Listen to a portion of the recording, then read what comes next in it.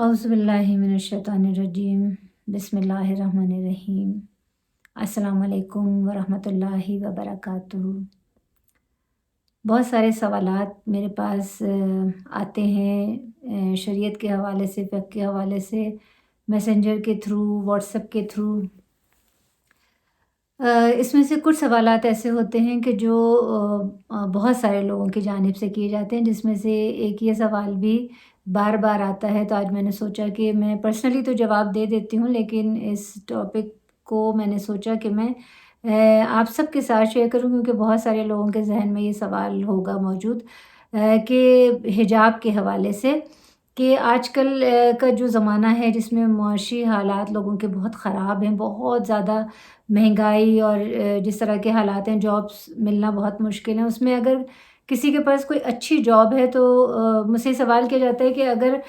بہت مشکل سے ہم نے کوئی اچھی جاب حاصل کی ہے اور اس جاب کا تقاضا یہ ہے کہ ہم حجاب نہ کریں، تو اس سلسلے میں شریعت کیا کہتی ہے کہ مطلب ہم عقل تو یہ کہتی ہے کہ ہم وہ جاب نہ چھوڑیں، اور جو اتنی مشکل سے حاصل ہوئی ہے وہ بھی اس وقت کے جس طرح کے حالات سے لوگ گزر رہے ہیں۔ تو شریعت کا حکم تو بہت واضح ہے، اگر ہم دیکھیں تو نظر آتا ہے کہ قرآن کریم میں والدین سے متعلق بھی یہ حکم نظر آتا ہے کہ جس طرح اللہ اپنی اطاعت کا حکم دیتا ہے،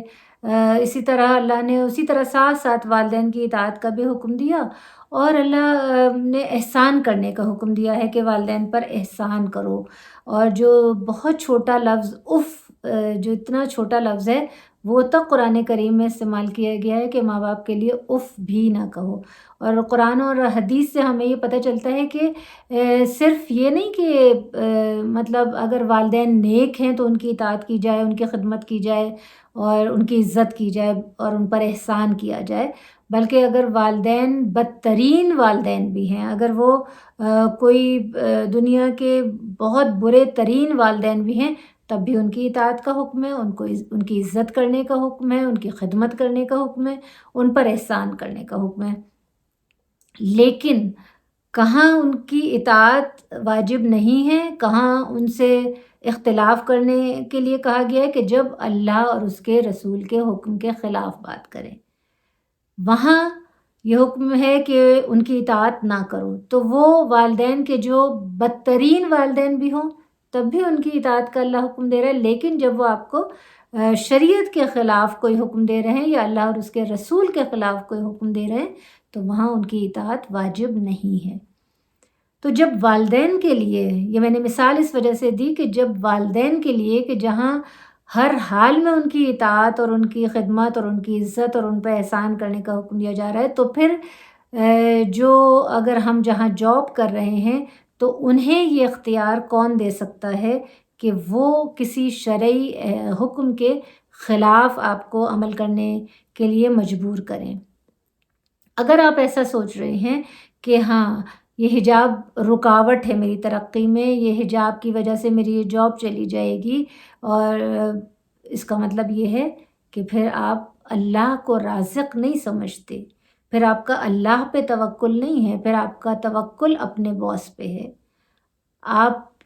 اللہ کو، وقت کے امام کو، رسول خدا صلی اللہ علیہ وسلم کو اور ائمہ اطہار علیہ الصلوۃ والسلام کو، کسی کو بھی آپ قابل اطاعت نہیں سمجھ رہے اس جاب پہ جو آپ کا باس ہے، جو آپ کو یہ حکم دے رہا ہے کہ شریعت کے خلاف اس پر عمل کرو، تو پھر آپ اسے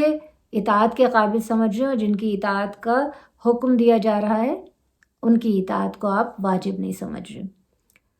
اب یہ ایک سوال ضرور ہو سکتا ہے کہ حجاب کس طرح کیا جائے۔ اس پر ڈیبیٹ ہو سکتی ہے کہ حجاب کیا صرف یہی ہے کہ جو میں نے جیسے اس وقت چادر پہنی ہوئی ہے، یا عبایا ہے، یا مکھنا ہے، یا دوپٹہ ہے، کیا چیز حجاب قرآن میں، کیونکہ حجاب کا حکم دیا گیا، لیکن قرآن کریم میں یہ واضح نہیں کیا گیا کہ چادر سے حجاب کیا جائے، عبایا سے حجاب کیا جائے، اسکارف سے حجاب کیا جائے۔ حکم صرف یہ دیا گیا ہے، جو شریعت کی طرف سے حکم ہے، وہ یہ ہے کہ ہیڈ ٹو ٹو آپ نے اپنے آپ کو چھپانا ہے، سوائے اس کے کہ یہ جو اتنے ہاتھ ہیں آپ کے جو کلائی کے آگے، یہ اور آپ کا چہرہ۔ کیونکہ چہرہ آئیڈینٹی ہوتا ہے اور ہاتھ ہمیں ظاہر ہے ہم کوئی کام کر رہے ہیں تو اس میں ہمیں ظاہر ہے کہ ہاتھوں کا استعمال ہوتا ہے۔ تو اللہ نے آسانیاں رکھی ہیں دین میں، دین کو مشکل نہیں بنایا۔ یا میں یہ واضح کرتی چلوں کہ ضروری نہیں ہے کہ ہم اس چادر سے ہی حجاب کریں، ہم عبایا سے، اسکارف سے، کسی سے حجاب کر رہے ہیں۔ اگر دوپٹہ سی تھرو نہیں ہے اور ہم نے ایسا لباس پہنا ہے، شلوار قمیص پہنا ہے جو فٹنگ کا نہیں ہے، لوز ہے، اس میں ہمارے باڈی پارٹس پرومیننٹ نہیں ہو رہے، تو ہم اس طرح سے بھی حجاب کر سکتے ہیں۔ ایون جو بہت سارے لوگوں کے ذہنوں میں یہ غلط فہمیاں رہتی ہیں کہ فلاں نے ویسٹرن ڈریس پہنا ہوا تھا اور وہ بھی حجاب تھی، نہیں، بہت ساری جگہوں پہ ایسا ہوتا ہے کہ ایسٹرن ڈریس میں، ہمارے شلوار قمیض میں ہمارے باڈی پارٹس پرومیننٹ ہو رہے ہوتے ہیں، اور بعض اوقات ہم ویسٹرن ڈریس پہنتے ہیں اور وہ مکمل حجاب ہوتا ہے۔ تو سمجھنے کی بات یہ ہے کہ شلوار قمیض ہمارا اسلامی ڈریس نہیں ہے، چاہے وہ مردوں کے لیے ہو یا عورتوں کے لیے، وہ ہمارا نیشنل ڈریس ہے۔ اسلام ہمیں صرف یہ حکم دے رہا ہے، شریعت ہمیں صرف یہ حکم دے رہی ہے کہ ہمارے جو باڈی پارٹس ہیں وہ پرومیننٹ نہ ہوں۔ عورت کو شرم و حیا کے ساتھ اس طرح سے اس لباس میں نامحرم کے سامنے آنا ہے کہ وہ چھپی ہوئی ہو، سوائے اس کے چہرے کے اور اس کے ہاتھ کے، باقی تمام اعضاء اس کے ڈھکے ہوئے ہوں، چھپے ہوئے ہوں۔ اور سب سے بڑی بات یہ ہے کہ ہم حجاب کو کیونکہ بوجھ سمجھ کے کرتے ہیں، اس لیے ہمیں حجاب مشکل لگتا ہے۔ اگر ہم اسے پرائڈ سمجھیں، اگر ہم اپنے لیے یہ سمجھیں کہ اللہ نے اگر ہمارے لیے یہ رکھا ہے تو اس میں ہماری مطلب جب آپ حجاب کر کے باہر نکلتے ہیں نا، جن کو عادت ہے، جو جبرن نہیں کرتے، جو اس کے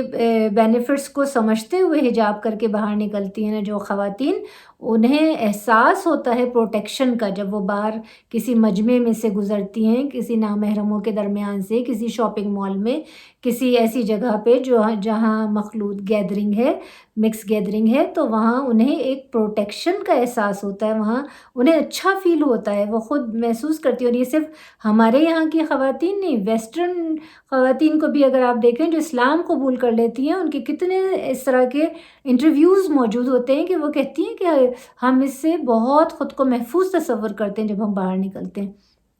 تو بس یہی میرا میسج تھا کہ جو شریعت کے احکامات ہیں ان میں کوئی چیز بھی رکاوٹ نہیں بن سکتی، کہ چاہے وہ ہماری جاب ہو، چاہے وہ ہمارے والدین ہوں، چاہے وہ ہمارے دوست ہوں، ہمارا شوہر ہو، ہمارے بہن بھائی ہوں، کوئی بھی اگر شریعت کے حکم کے خلاف عمل کرنے کے لیے کہہ رہا ہے تو یقیناً اس کی اطاعت واجب نہیں ہے۔ اللہم صلی علی محمد و آل محمد وعجل فرجہم۔